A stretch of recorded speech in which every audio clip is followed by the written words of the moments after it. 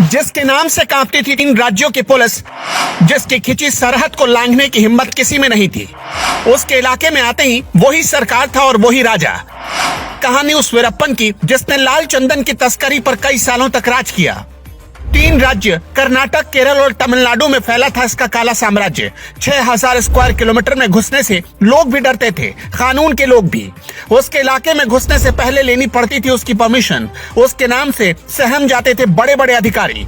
एक बड़ा आदमी आया था इसके इलाके में साल 1997 में। लाया गया था आंख कान पर पट्टी बांधकर। उसका नाम था राजकुमार। 5 स्टार होटल में रहने वाले को 109 दिन तक रहना पड़ा था जंगल में, तभी दुनिया ने जाना था वीरप्पन का खौफ और उसके इलाके का नाम। जी हाँ, हम बात कर रहे हैं वीरप्पन की, जिसको लेकर राजनीति, पुलिस और जंगल के इतने किस्से हैं कि उस पर फिल्म भी बनी। फिल्म देखकर लोगों ने कहा इसमें वीरप्पन की असली कहानी नहीं है। कहा जाता है कि वीरप्पन ने राजकुमार को उस वक्त के चर्चित कावेरी जल विवाद को, जो कर्नाटक और तमिलनाडु के बीच था, उसी मुद्दे पर बातचीत करने के लिए अगवा किया था। कहानी ऐसी भी बताई जाती है कि 50 करोड़ की फिरौती के लिए राजकुमार का अपहरण किया गया था। हाथियों के दांत की तस्करी करने वाले वीरप्पन ने बाद में लाल चंदन की तस्करी का काम शुरू कर दिया। कहा जाता है कि 1962 में जब वीरप्पन की उम्र 10 साल की थी, तब उसने पहला अपराध किया था। उसने एक तस्कर का कत्ल किया था। उसी समय उसने जंगल विभाग के 3 अफसरों को मार दिया था। पहले वीरप्पन भी गरीब था। जंगल विभाग के लोगों ने ही उसको तस्करी के धंधे के लिए उकसाया था। जैसे ही उसके पास पैसा आना शुरू हुआ, जंगल विभाग वाले उसकी जान के दुश्मन बन गए।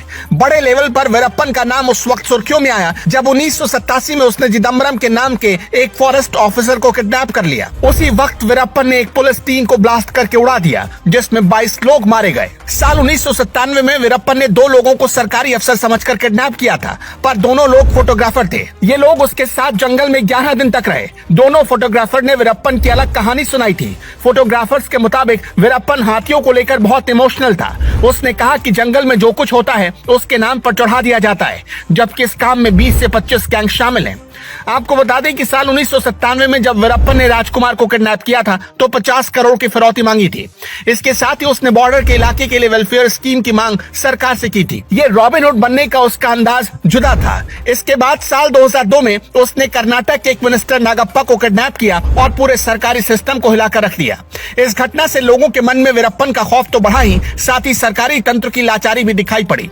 उसी वक्त ऐसी अफवाह खूब उड़ी कि वीरप्पन को मारने के लिए पुलिस ने घेर लिया था। लेकिन उसी वक्त पर एक अफवाह यह भी आई कि अपने सैटेलाइट फोन से किसी बड़े मंत्री से बात करके उसने पुलिस को वापस भिजवा दिया था। वीरप्पन ने 184 लोगों की हत्या की थी। इनमें से 97 पुलिस वाले थे। हाथियों को मारना वीरप्पन का धंधा और शौक था। वो हाथी के माथे पर गोली मारता था। सरकार ने उस पर 5 करोड़ का इनाम रखा था। कहा जाता है कि वीरप्पन इतना क्रूर था कि पकड़े जाने पर उसने अपनी दूधमुही बच्ची का गला घोंट दिया था। ऐसा कहा जाता है कि जंगलों से उसने करीब 10,000 चंदन की लकड़ी काट कर बेच दी थी, जिसकी कीमत उस वक्त बाजार में करीब 2 अरब रुपए थी। वीरप्पन को पकड़ने के लिए बनाई गई टास्क फोर्स, उसमें 100 करोड़ से ज्यादा का खर्च हुआ। 2003 में जब विजय कुमार STF के चीफ बने, तब वीरप्पन में वो धार और रफ्तार नहीं रह गई थी और विजय कुमार के लिए वीरप्पन नया नाम नहीं था। 1993 में भी विजय कुमार ने उसे पकड़ने के लिए बहुत मेहनत की। दरअसल पत्तों के चरमराने से जानवर को पहचान जाने वाला वीरप्पन ये नहीं समझ पाया कि उसकी गैंग में विजय के आदमी घुस गए हैं। ये वो दौर था जब वीरप्पन की गैंग में लोग बहुत कम होने लगे थे।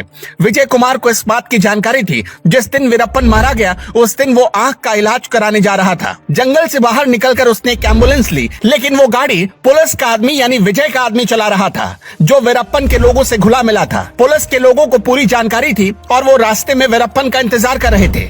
एक जगह गाड़ी रोककर ड्राइवर भाग गया। ड्राइवर के जाते ही शुरू हुई फायरिंग। इस फायरिंग में 300 राउंड से ज्यादा गोलियां चली।